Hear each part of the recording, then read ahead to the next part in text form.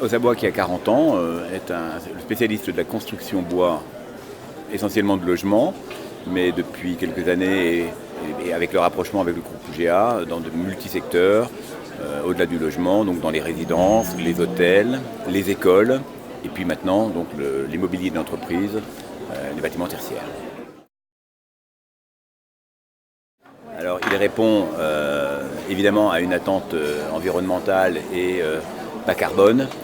Construire un bâtiment efficace qui va à l'usage peu consommer et peu émettre, et en même temps dans son mode de construction capter du carbone, c'est ce que fait le bois, le stocker durant la durée de vie du bâtiment, et puis accessoirement par le mode lui-même constructif qui est un mode constructif hors site et en usine, avoir des économies de carbone sur le transport des différents corps d'État. Ce qui se fait en usine, c'est autant de camionnettes en moins sur un chantier où les 10 ou 12 corps d'État n'ont plus à venir de la même manière. Les choses sont faites en sécurité et en qualité en usine.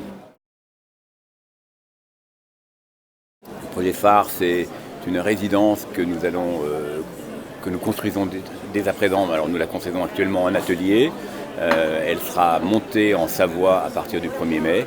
Elle fait 10 000 m² environ, composée de 90 appartements, eux-mêmes composés de 310 modules, dans une station de sport d'hiver où l'on peut construire que du 1er mai au 31 octobre.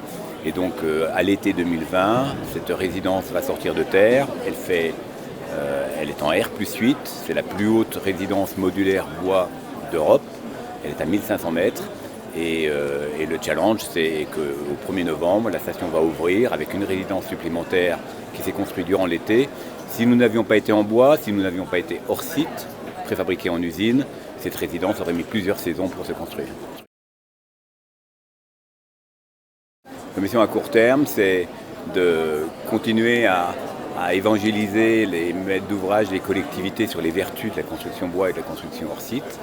Et par cela